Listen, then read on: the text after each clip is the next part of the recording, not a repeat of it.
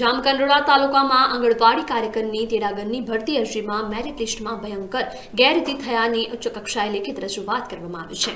તો રાજકોટ જિલ્લાના જામકંડોળા તાલુકાના સાજોડિયાળી ગામની આંગણવાડી સાજોડિયાળી એક આંગણવાડી કાર્યકર તથા એક આંગણવાડી તેડાગરની જગ્યા ખાલી હતી, જેમાં સાજડિયાળી ગામે કાર્યકર તરીકે પ્રતીક્ષાબેન ભાવેશભાઈ કોટડિયા તથા ભાવિશાબેન મુકેશભાઈ બગડા ફોર્મની અરજી કરેલ અને તથા આંગણવાડી તેડાગર તરીકે હર્ષાબેન પરબતભાઈ ખટાણા તથા જાગૃતિબેન અરજણભાઈ મકવાણા ફોર્મની અરજી ભરેલ, જેનું મેરિટ લિસ્ટ તારીખ 18/12/2023ના રોજ બાળ વિકાસ અધિકારી જામકંડોરણાએ બહાર પાડ્યું હતું, જેમાં અરજદારોનો જે અરજી અમુક કારણોસર રદ કરી અને મેરિટ લિસ્ટમાં જાહેર કરેલ નથી, ત્યારે સ્વઘોષણાનો નમૂનો અને આધાર કાર્ડ ઓળખાણનો પુરાવો ડોક્યુમેન્ટ વ્યવસ્થિત સુવાચ્ય અપલોડ કરેલ નથી, ત્યારે જન્મ તારીખનો દાખલો, શાળા છોડ્યાનું પ્રમાણપત્ર અથવા તો ધોરણ 10નું ક્રેડિટ સર્ટિફિકેટ ડોક્યુમેન્ટ વ્યવસ્થિત સુવાચ્ય અપલોડ કરેલ નથી, ત્યારે સ્નાતકના ઓરિજિનલ ડોક્યુમેન્ટ અપલોડ કરેલ નથી અને સ્નાતક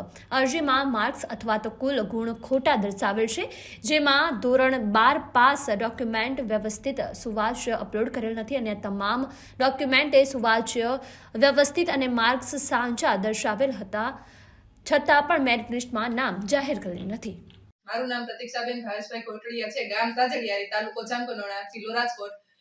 મારો અભ્યાસ ટીવાય બીએસસી કમ્પ્લીટ છે અને મેં આંગણવાડી કાર્યક્રમમાં ફોર્મ ભરેલું હતું અને જે બેનનો મેરિટ લિસ્ટમાં વારો આવેલો છે તે અમારા કરતા નીચું ભણતર હોવા છતાં પણ એનો વારો આવી ગયેલો છે અને અમને રિજેક્ટ લિસ્ટમાં નાખી દીધા છે.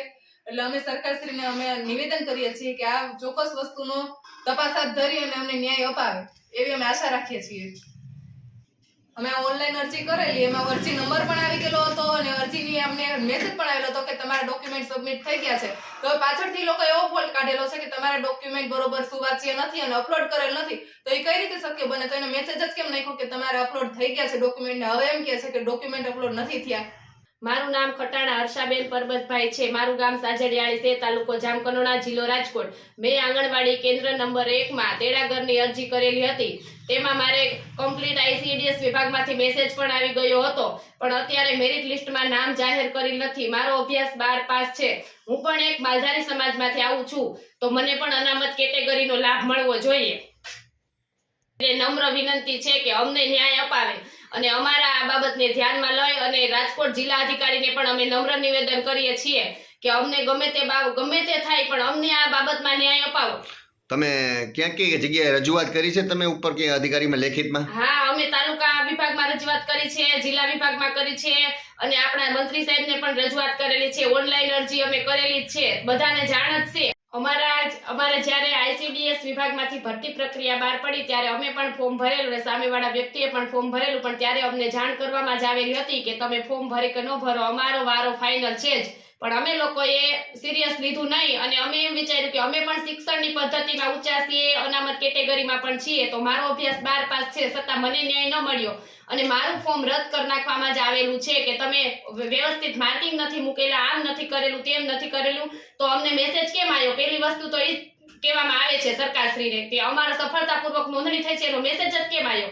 અને પછી આ લોકો એવી રીતના અમને કાઢી નાખેલ છે. તો આની પણ નમ્ર અપીલ છે સરકારને, વિનંતી અમારી કે આ બાબતે યોગ્ય પગલાં લેવામાં આવે. મુખ્તાર મોદન સાથે લાઈવ 24 ન્યૂઝ, જેતપુર.